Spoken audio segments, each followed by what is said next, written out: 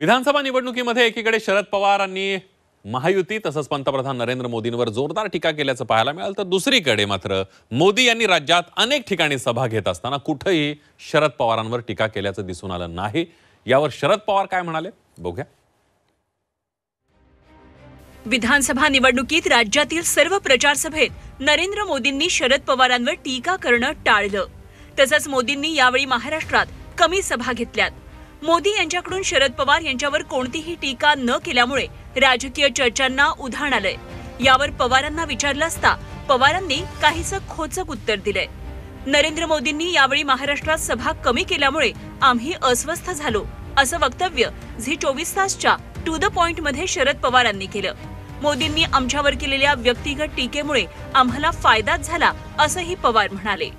लोकांना हे आवडत नाही आणि त्यावर ते हल्ला आम्हाला लोकांच्या जेवढे करतील, जेवढ्या लिहितील लिहितील, जेवढ्या सभा घेतील त्याचा लाभ आहे आम्हाला। आम्ही अस्वस्थ की त्यांनी सभा कमी केल्या। शरद पवारांच्या वक्तव्यावर आता भाजपनं प्रत्युत्तर दिलंय।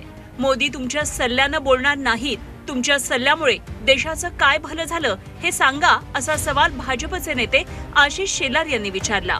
त्यांची भीती बोलते।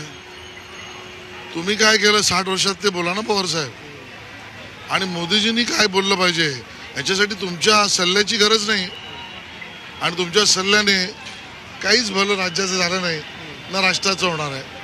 आणि म्हणून मोदीजींनी विकासाची भाषा बोलल्यावर तुम्हाला ती पचत नाही, अपचन होतं, कधी कधी डायरिया पण होतो। महाराष्ट्रात शरद पवारांना मानणारा मोठा वर्ग आहे।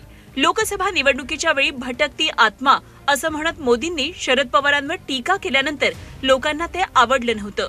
तसंच त्या ठिकाणी महायुतीला फटका बसला। त्यामुळे यावेळी अजित पवारांनीही पश्चिम महाराष्ट्रात त्यांच्या मतदारसंघात भाजप नेत्यांच्या सभा नकोच अशी भूमिका घेतली होती। त्यामुळे या निवडणुकीत मोदींच्या सभा कमी केल्याच्या मुद्द्यावरून पवारांनी मोदींना डिवचलंय। ओम देशमुखसह ब्युरो रिपोर्ट, मुंबई।